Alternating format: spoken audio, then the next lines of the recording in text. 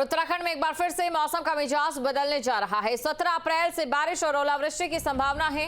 देहरादून समेत कई पहाड़ी जिलों में बादलों की दस्तक, मैदानी क्षेत्रों में मौसम शुष्क रहेगा। तापमान में हल्की बढ़ोतरी हो सकती है। मौसम विभाग ने बारिश का अलर्ट जारी कर दिया। ये बड़ी खबर आपको बता रहे हैं। 17 अप्रैल से बारिश और ओलावृष्टि की संभावना जताई गई है और मौसम को लेकर मौसम विभाग की ओर से अलर्ट जारी कर दिया गया है। लेकिन बड़ा सवाल ये है कि ये बारिश उत्तराखंड के लिए फायदे का सौदा होगी या नुकसान लेकर आएगी। तो ये बड़ी खबर आपको बता रहे हैं। पहाड़ में एक बार फिर से मौसम का मिजाज बदलने जा रहा है। तो मौसम का मिजाज बदलने जा रहा है, ये बड़ी खबर आपको बता रहे हैं। और बारिश और ओलावृष्टि की संभावना जताई गई। इससे पहले भी देखिए मौसम का मिजाज बदल गया था, बारिश हुई थी, ओलावृष्टि हुई थी और पहली बारिश में ही प्रशासन के दामों की पोल खुलती नजर आई। कहीं पर जल भराव हो गया तो कहीं पर लैंडस्लाइड भी हुआ। इसी खबर पर अधिक जानकारी के साथ हरिद्वार से महावीर नेगी हमारे साथ जुड़े हैं। महावीर नेगी, तो एक बार फिर से मौसम का मिजाज बदलने जा रहा है। सवाल ये है कि कितना फायदा कितना नुकसान।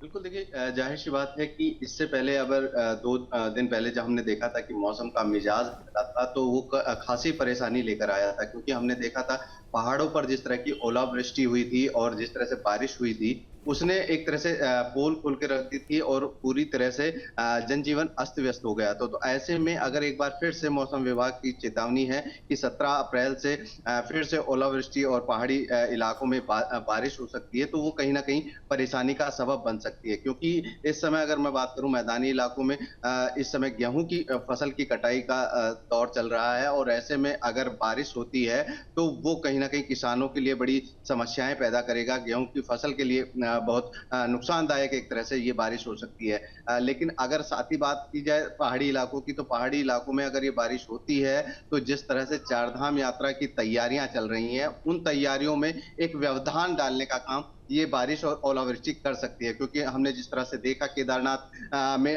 तैयारियां चल रही हैं, वहां पर पहले ही इतने हिमपात हुआ और हिमपात को वजह से वहां पर पहाड़ जो बर्फ के थे वो एक तरह से बन गए थे, उनको काट कर रास्ता बनाया जा रहा है।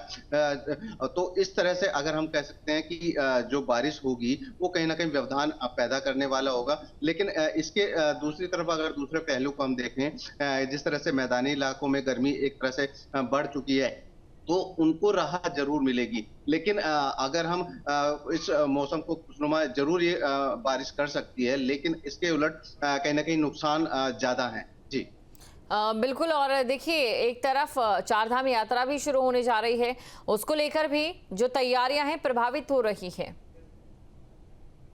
बिल्कुल, जाहिर सी बात है कि जिस तरह से चारधाम यात्रा को लेकर तैयारियां चल रही हैं और हम कह सकते हैं कि युद्ध स्तर पर ये तैयारियां इस समय हैं और इस पर अगर बारिश पड़ती है तो कहीं ना कहीं तैयारियों में खलल जरूर पड़ेगा और इससे जो व्यवधान होगा वो जो तैयारियों को अंतिम दौर इस समय चल रहा है, क्योंकि 30 अप्रैल से विधिवत शुरुआत होनी है चारधाम यात्रा की और अब महज कुछ ही दिन बचे हैं। तो ऐसे में अगर तैयारियों का जो अंतिम दौर है उसमें खलल पड़ता है तो कहीं ना कहीं आने वाली चारधाम यात्रा भी में भी कहीं ना कहीं डिस्टरबेंस पैदा हो सकता है। तो ऐसे में बहुत जरूरी है कि अगर ये बारिश होती है तो बहुत ज्यादा ना हो, ओलावृष्टि अगर होती है तो बहुत ज्यादा ना हो, जिससे न केवल चारधाम यात्रा बल्कि जो किसान हैं उनकी फसलों को भी नुकसान ना हो। गेहूं की खासकर गेहूं की जो कटाई इस समय हो रही है, क्योंकि इस समय जो कटाई का दौर चल रहा है और फसल खेतों में है, तो उससे खास सबसे डायरेक्ट जो नुकसान होगा वो किसानों को होगा। तो ऐसे में ये बारिश कहीं ना कहीं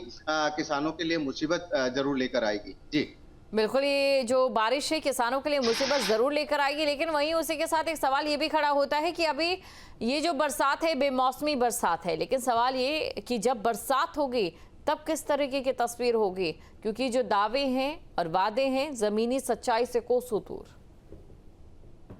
बिल्कुल, देखिए जाहिर सी बात है कि जिस तरह की स्थितियां हम अभी नहीं बल्कि पीछे भी देखते आए हैं, दावे और वादे जिस तरह से किए जाते हैं, लेकिन जब जमीनी हकीकत उसको देखी जाती है तो वो कहीं ना कहीं उससे बहुत ज्यादा उलट देखी जाती है, क्योंकि हमने अभी देखा कि पिछले दिनों जो बारिश हुई, 2 दिन की बारिश में सारे दावे और वादों की पोल खुल गई, क्योंकि जिस तरह से हमने देखा चमोली में बारिश हुई और जो लैंडस्लाइड भी हुआ, उसके चलते ना केवल रास्ते बंद हुए बल्कि वहां पर जो लोग थे उनको भी परेशानी हुई, जो यात्री थे उनको परेशानी का सामना करना पड़ा, खासा नुकसान वहां पर झेलना पड़ा है। तो ये अमूमन देखने को मिलता है कि जो दावे और वादे होते हैं उनसे बहुत ही ज्यादा उलट जमीनी हकीकत होती है। इसकी एक वजह यह भी हो सकती है, क्योंकि अगर हम लोग पहाड़ की बात करें, स्पेशली गढ़वाल की बात करें, तो गढ़वाल के जो पहाड़ हैं बहुत ज्यादा कमजोर माने जाते हैं और छोटी सी बारिश में वो दरक जाते हैं। तो ऐसे में स्थिति,